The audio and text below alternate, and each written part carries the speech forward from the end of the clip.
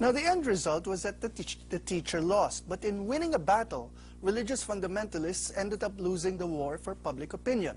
In much the same way, by the time he died in 1882, such was Darwin's reputation that he was given a state funeral by the British government, even though in 1859 churchmen had responded to his ideas with horror. Can faith and science be reconciled? Using Darwin and his ideas as an example, it's interesting to see some responses. As we saw with the Scopes trial, the response of some fundamentalist Christians has been to oppose Darwinism as contrary to a literal reading of the Bible.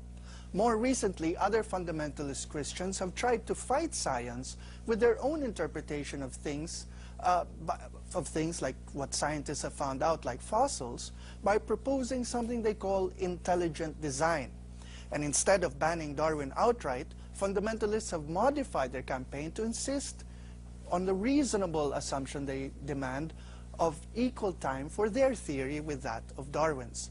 Now, this has been mocked by some scientists and advocates of Darwin's who launched a campaign to then require school boards, if they teach intelligent design, to teach about the great spaghetti monster too.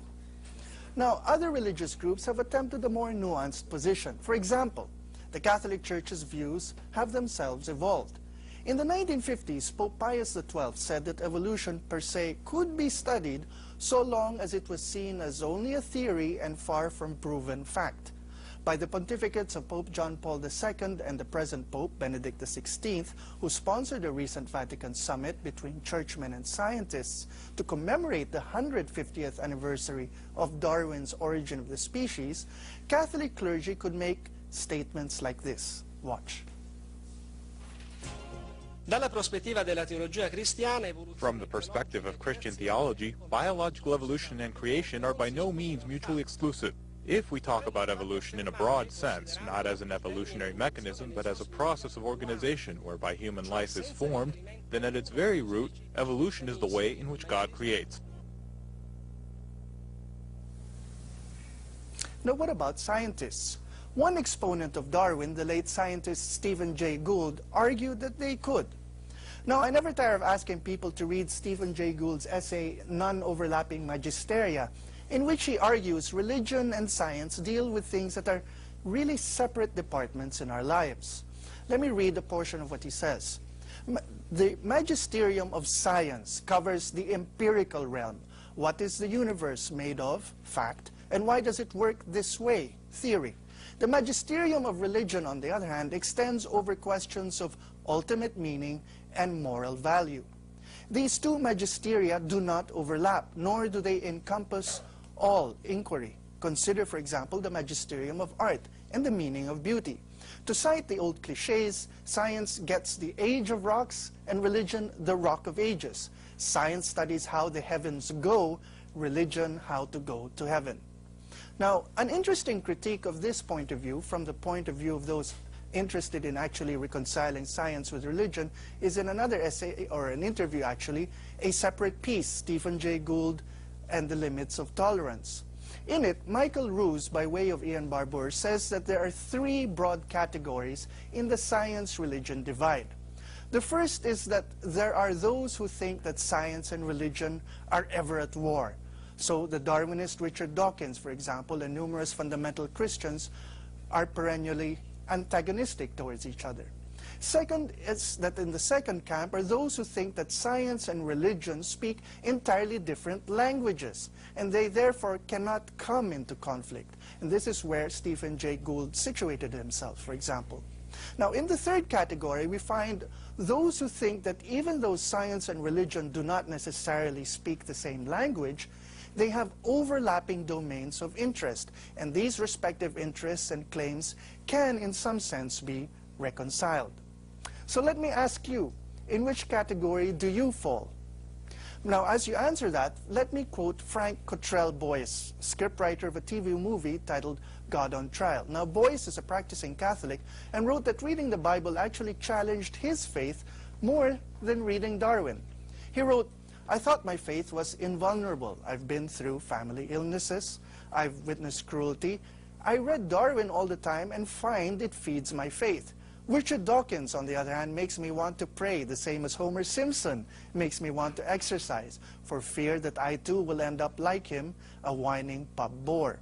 The first real challenge to my faith came from reading the scriptures. It may seem deliciously ironic to you, but for me it was a time of a permanent headache and no sleep. So, when we return, Darwinism and the 21st century, a discussion with our panel. Welcome back. In the previous gap, we asked you to situate yourself between the 3 points of view. So, refreshing what they are. The first is that science and religion must necessarily clash. The second is that they speak 2 separate languages, so they don't overlap or come into any conflict. The third is that even if maybe they do speak 2 separate languages, but there will be an overlap, but that it can be reconciled. So let me start by asking our panel where they stand on these 3 points of view. You're asking me? Yeah, go ahead. No, I'm definitely Dawkinsian. I think that they are incompatible. Religion and science represent completely different points of view about the origins of the universe, the nature of man, the nature of life. But I'd like to say that, first of all, Darwinism is the most profound scientific idea. It's the most powerful idea in science. I'll say only that there's already been a white flag of surrender from the Catholic Church last week, when they said there is no doctrinal problem with Darwinism on the part of the Catholic Church. But that's an interesting term you use, surrender, because again, it implies a sort of clash of wills in so which he's one on the will first. be defeated. So he's definitely in the first. Where are you, Gandhi? Where are you? I think people believe science because science explains many things with fact, with bordered on research, etc. But people believe religion by habit, or that it has worked for them, or you believe religion because you chose it. Yeah, those are the lucky believers of religion. I'm on the third. No one has ever asked me this before, of course. But now I have to think about it in 1 minute. I think I'm on the third because they do need to explain certain things. There are overlaps. For example, the theory of creation and etc. Theory of man and woman choosing each other, etc. Those are the choices both science and religion try to explain, but they do not encompass everything. They don't clash as a whole. Okay. Does that make sense? And I do think that at some point we can make some sense into the disparity of both. Okay, and here's the question. Okay, where are you? Well, I am with the third group where there's an overlap between science and religion. And I believe that that has been consistently the position of the Catholic Church. So I disagree very much with our first panelist. I will concede. Okay, just for clarification to where I stand, I'm in the second camp, which is that they speak 2 entirely different languages, and there's no point in trying to reconcile the 2. Yes, because one is concerned with provable, repeatable explanations of physical phenomena. So I'm sure you'll dispute me this on the definition of science. While essentially religion asks us to surrender to things that we will never see and cannot be proven. No, there are 2 aspects of religion. Theology and morality. Okay?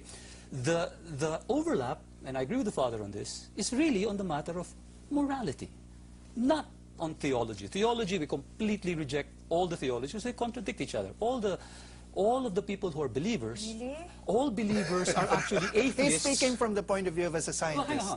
All believers are actually atheists with respect to all other religions. No, atheists only believe in one less God than believers. All believers are atheists with respect to all other religions. You don't believe in Hindu, okay, I'd like Shiva, to say something. Okay, Father, let's give the good father a chance to respond. Theology for us is a science. Yes. Okay? It's something systematic. Okay? And the beautiful thing, as far as I'm concerned, is that here in the Philippines, our Bible study has been guided by people who have studied at the Pontifical Biblical Institute or at the École Biblique, where you had the people who are the leaders in scientific biblical exegesis. Let's just explain the point of Father briefly here, which is that, for example, they have taken into account archaeological findings about sacred texts, the study of the linguistic influences. The creation myths.